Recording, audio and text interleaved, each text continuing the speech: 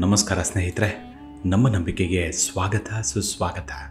ಸ್ನೇಹಿತರೆ, ಭೂಮಂಡಲದ ಸಕಲ ಜೀವರಾಶಿಗಳಿಗೂ ವಾಯುವಿನ ಅಗತ್ಯ ಹಾಗೂ ಅವಶ್ಯಕತೆ ಎಷ್ಟಿದೆ ಅನ್ನೋದು ಹೇಳಲು ಸಾಧ್ಯ.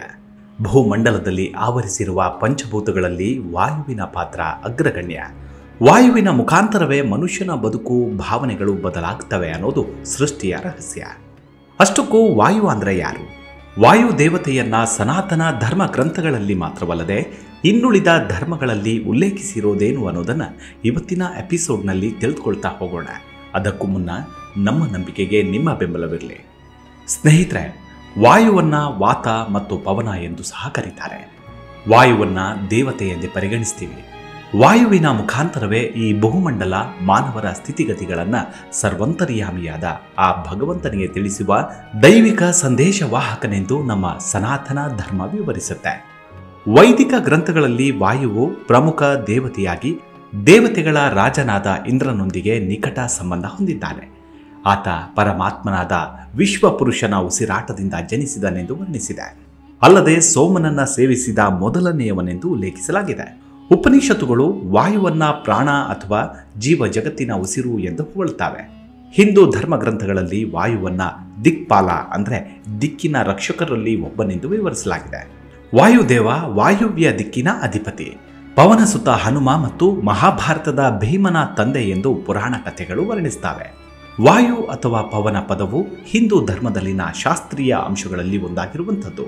ಸಂಸ್ಕೃತ ಪದದನ್ವಯ ವಾತ ಅಂದರೆ ವಾಯು, ಅಕ್ಷರಶಃ ಊದಿದ ಎಂದರ್ಥ ಬರುತ್ತೆ. ವಾಯುವೇ ಪ್ರಾಣ, ಉಸಿರಾಟ ಅಂದರೆ ಜೀವದ ಉಸಿರು ಎಂದೇ ಭಾವಿಸ್ತೇವೆ. ಆದ್ದರಿಂದ ವಾಯು ಪದದ ಪ್ರಾಥಮಿಕ ಉಲ್ಲೇಖವು ಜೀವನದ ದೇವತೆ ಎಂದೇ ಸ್ಪಷ್ಟವಾಗಿ ಉಲ್ಲೇಖಿಸಿದೆ. ಅದನ್ನೇ ವೇದಗಳು ಪ್ರಾಣವಾಯು ಅಥವಾ ಮುಖ್ಯ ಪ್ರಾಣ ಎಂದು, ಜೀವಶಕ್ತಿ ಅಥವಾ ಪ್ರಮುಖ ಶಕ್ತಿ ಎಂದು ಉಲ್ಲೇಖಿಸ್ತವೆ. ಕೆಲವೊಮ್ಮೆ ವಾಯು ಪದವನ್ನ ಸಾಮಾನ್ಯವಾಗಿ ಭೌತಿಕವಾಗಿರುವಂಥದ್ದು ಅಂದರೆ ಇದನ್ನ ಪ್ರಾಣಕ್ಕೆ ಸಮಾನಾರ್ಥಕವಾಗಿ ಬಳಸಲಾಗುತ್ತೆ. ಹೀಗೆ ವಾತರೂಪಿಯಾಗಿ ಸರ್ವವನ್ನು ಆವರಿಸಿರುವ ದೇವನನ್ನೇ ನಾವೆಲ್ಲರೂ ವಾತಾವರಣ ಎಂದು ಪದ ಬಳಕೆ ಮಾಡ್ತೀವಿ. ಋಗ್ವೇದದಲ್ಲಿ ವಾಯುವು ಗಾಳಿಯೊಂದಿಗೆ ಸಂಬಂಧಿಸಿದೆ. ಮರುತ್ಗಳು ವಾಯುವಿನ ಹೊಟ್ಟೆಯಿಂದ ಹುಟ್ಟಿದವರು ಎಂದು ವಿವರಿಸಲಾಗಿದೆ. ವಿಧಿ ವಿಧಾನದ ಪ್ರಕಾರ ಸೋಮನನ್ನ ಸ್ವೀಕರಿಸಿದ ಮೊದಲ ದೇವತೆಯೇ ವಾಯು. ಸ್ತೋತ್ರಗಳಲ್ಲಿ ವಿವರಿಸಿರುವಂತೆ ವಾಯುವು ಅಸಾಧಾರಣ ಸೌಂದರ್ಯವುಳ್ಳವನು, 1,000 ಬಿಳಿ ಮತ್ತು ನೇರಳೆ ಬಣ್ಣದ ಕುದುರೆಗಳಿಂದ ಚಲಿಸುವವನೆಂದು ವಿವರಿಸಲಾಗಿದೆ. ವಾಯುವು ಕೂಡ ಇತರ ವಾತಾವರಣದ ದೇವತೆಗಳಂತೆ ಹೋರಾಟಗಾರ, ವಿಧ್ವಂಸಕ, ಶಕ್ತಿಶಾಲಿ ಮತ್ತು ವೀರನೆಂದು ವಿವರಿಸುತ್ತೆ. ಉಪನಿಷತ್ತುಗಳಲ್ಲಿ ವಾಯುವಿನ ಶ್ರೇಷ್ಠತೆಯ ಕುರಿತಾಗಿ ಹಲವಾರು ದೃಷ್ಟಾಂತಗಳಿವೆ ಎಂದು ಬೃಹದಾರಣ್ಯಕ ಉಪನಿಷತ್ತು ಉಲ್ಲೇಖಿಸುತ್ತೆ. ಅದು ನಮ್ಮನ್ನ ಪೌರಾಣಿಕ ಕಥಾಹಂದರಕ್ಕೆ ಕೊಂಡೊಯ್ಯುತ್ತೆ. ಒಮ್ಮೆ ದೇವಾನುದೇವತೆಗಳ ಮಧ್ಯೆಯೇ ಯಾರು ಪ್ರಬಲರು ಎಂಬ ವಾದ ವಿವಾದ ನಡೆದಾಗ ತಮ್ಮಲ್ಲಿ ಯಾರು ಶ್ರೇಷ್ಠರು ಎಂದು ನಿರ್ಧರಿಸುವ ಸಲುವಾಗಿ ಸ್ಪರ್ಧೆಯಲ್ಲಿ ತೊಡಗುತ್ತಾರೆ. ಓರ್ವ ಮನುಷ್ಯನ ದೇಹದಲ್ಲಿ ಪ್ರಮುಖ ಪಾತ್ರ ವಹಿಸಿದಂತಹ ನಾನಾ ದೇವತೆಗಳು ಒಬ್ಬೊಬ್ಬರಾಗಿ ನಾನೇ ಶ್ರೇಷ್ಠ ಎಂಬ ಅಹಂನಿಂದ ಸರಿಯತೊಡಗುತ್ತಾರೆ.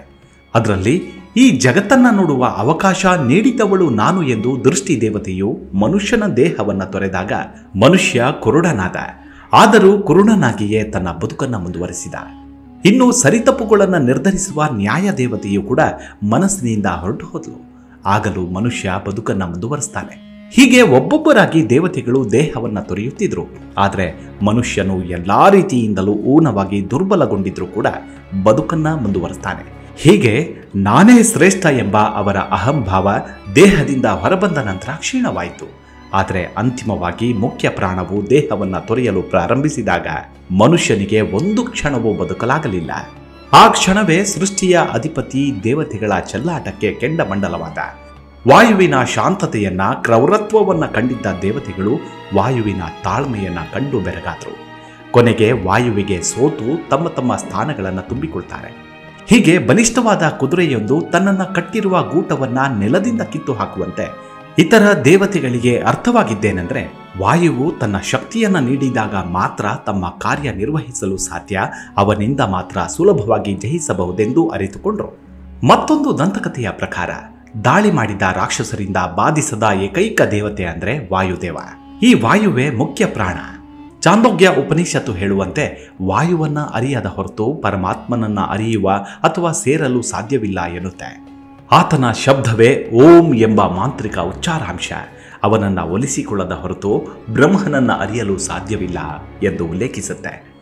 ಮಧ್ವರ ಪ್ರಕಾರ ವಿಷ್ಣುವು ಭೂಮಿಯ ಮೇಲೆ ಅವತರಿಸಿದಾಗಲೆಲ್ಲ ಮುಖ್ಯ ಪ್ರಾಣ ಅಥವಾ ವಾಯು ಅವನೊಂದಿಗೆ ಧರ್ಮ ಕಾಪಾಡುವ ಸಲುವಾಗಿ ಪರಮಾತ್ಮನ ಕಾರ್ಯಕ್ಕೆ ಸನ್ನದ್ಧನಾಗ್ತಾನೆ.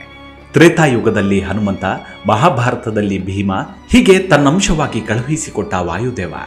ಭಗವಂತ ಕಲಿಯುಗದಲ್ಲಿ ತನ್ನ ಸ್ವರೂಪವನ್ನು ತೋರಿಸದಿರುವ ಕಾರಣ ವಾಯುವಿನ ರೂಪದಲ್ಲೇ ಅಣು ರಣ ಕಣದಲ್ಲೂ ಬೆರೆತಿದ್ದಾನೆ. ಮನುಷ್ಯನ ಜೀವಿತಾವಧಿಯಲ್ಲಿ ಆತ್ಮಗಳನ್ನು ಮೋಕ್ಷಕ್ಕೆ ತರುವ ಏಕೈಕ ಸಾಧನವಾಗಿ ಕಾರ್ಯನಿರ್ವಹಿಸ್ತಾನೆ ವಾಯುದೇವ. ಹಾಗಾಗಿ ವಾಯುವನ್ನ ಪವನ ಮತ್ತು ಮಥರೀಶ್ವ ಎಂದು ಕರೀತಾರೆ. ಮಧ್ವಾಚಾರ್ಯರನ್ನು ವಾಯುವಿನ 3ನೇ ಅವತಾರವೆಂದು ಪರಿಗಣಿಸಲಾಗಿದೆ. ಮಧ್ವರು ತನ್ನನ್ನು ತಾನು ವಾಯುವಿನ ಅವತಾರವೆಂದು ಘೋಷಿಸುತ್ತಾರೆ.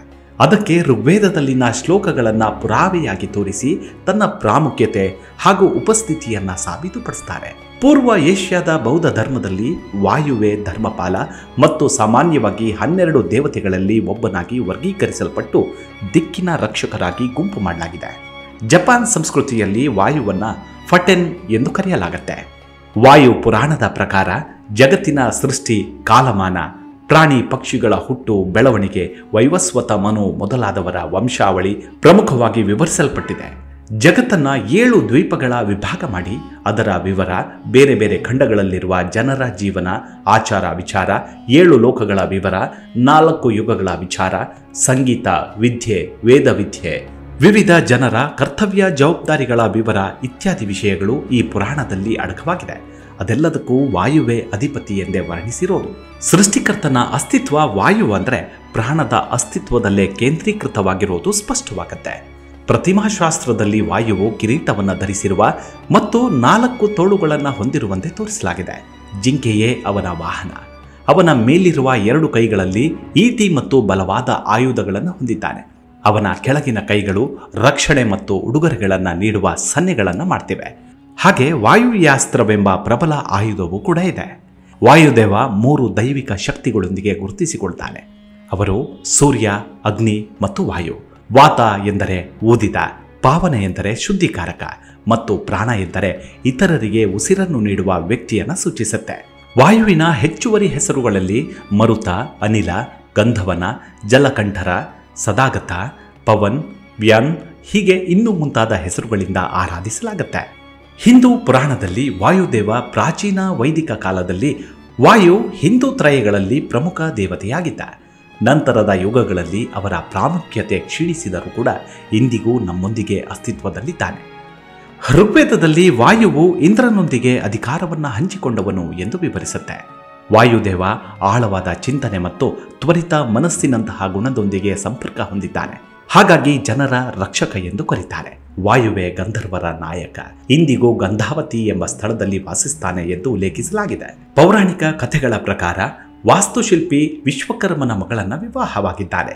ಮೇರು ಪರ್ವತದ ಬಳಿ ವಾಸಿಸುವ ದೇವಾನುದೇವತೆಗಳ ಆಧಿಪತ್ಯ ವಹಿಸಿಕೊಂಡಿದ್ದಾನೆ ಎಂದು ಪೌರಾಣಿಕ ಕಥೆಗಳು ಉಲ್ಲೇಖಿಸುತ್ತವೆ. ಇಂದ್ರ ಅಗ್ನಿಯ ಜೊತೆಗೆ ಶಾಪದ ಪರಿಣಾಮವಾಗಿ ವಾಯುವಿನ ಪುನರ್ಜನ್ಮವೇ ಋಷಿ ವಸಿಷ್ಠರು ಎಂದು ಧರ್ಮ ಗ್ರಂಥಗಳು ಹೇಳ್ತವೆ. ಬೃಹದಾರಣ್ಯಕ ಉಪನಿಷತ್ತು ವಾಯುವನ್ನ ಸರ್ವೋಚ್ಚ ದೇವತೆ ಎಂದು ಶ್ಲಾಘಿಸುತ್ತೆ. ವಾಯು ಪುರಾಣವು ಕೂಡ ಸಂಪೂರ್ಣವಾಗಿ ವಾಯುವಿನ ಕುರಿತಾದ ಉಲ್ಲೇಖವೇ. ಇದರಲ್ಲಿ ಸುಮಾರು 24,000 ಸ್ತೋತ್ರಗಳು ಮತ್ತು ಶ್ಲೋಕಗಳನ್ನು ಒಳಗೊಂಡಿದೆ. ಇದರಲ್ಲಿ ಬ್ರಹ್ಮಾಂಡವನ್ನು ಹೇಗೆ ನಿರ್ಮಿಸಲಾಯಿತು, ಹೇಗೆ ಮರುನಿರ್ಮಾಣ ಮಾಡಲಾಯಿತು, ಸಮಯವನ್ನು ಹೇಗೆ ಅಳೆಯಲಾಗತ್ತೆ, ಅಗ್ನಿ ಮತ್ತು ವರುಣನಂತಹ ದೇವರುಗಳು ಎಲ್ಲಿಂದ ಬಂದರು ಎಂಬುದನ್ನು ವಾಯು ಪುರಾಣ ಉಲ್ಲೇಖಿಸುತ್ತೆ. ಉಸಿರಾಟದ ದೇವನಾದ ವಾಯುವಿಗೆ ವಿಶೇಷವಾದ ಸ್ಥಾನವಿದೆ.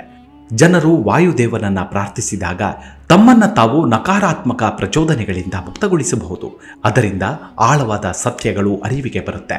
ಜ್ಞಾನದತ್ತ ಮನಸ್ಸನ್ನು ಕೊಂಡೊಯ್ಯಲು ಸಹಕರಿಸುತ್ತೆ. ಇಂದಿಗೂ ಯೋಗಿಗಳು ಅಥವಾ ಸಾಮಾನ್ಯ ಮನುಷ್ಯರಿಗೆ ಧ್ಯಾನದ ಮೂಲವೇ ನಮ್ಮ ಉಸಿರಾಟ. ಅದರ ಮೂಲವೇ ವಾಯುದೇವನ ಆರಾಧನೆಯಾಗಿರುತ್ತೆ. ವಾಯುದೇವನ ಕೃಪೆಯಾದಲ್ಲಿ ಮನಸ್ಸು ಶಾಂತವಾಗುತ್ತೆ. ಪ್ರಶ್ನೆಗಳು ಕ್ರಮೇಣವಾಗಿ ನಶಿಸಿ ಉತ್ತರ ಆಂತರಿಕವಾಗಿ ಉದಯಿಸಲು ಸಹಕರಿಸ್ತಾನೆ ವಾಯುದೇವ.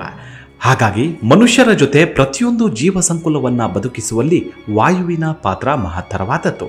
ಅದರಲ್ಲಿ ಮನುಷ್ಯನ ಮೂಲ ಸ್ಥಾನಕ್ಕೂ ಕೊಂಡೊಯ್ಯುವವನೇ ವಾಯುದೇವ. ಹಾಗಾಗಿ ನಮ್ಮ ಉಳಿವಿಗೆ ಅವನ ಆಶೀರ್ವಾದ ಅತ್ಯಗತ್ಯ. ಸರ್ವರ ಮೇಲೂ ಆ ಭಗವಂತ ವಾಯುದೇವನ ಆಶೀರ್ವಾದ ಕೃಪೆ ಇರಲಿ. ಮುಂದಿನ ಎಪಿಸೋಡ್ನಲ್ಲಿ ಮತ್ತೆ ಸಿಗೋಣ.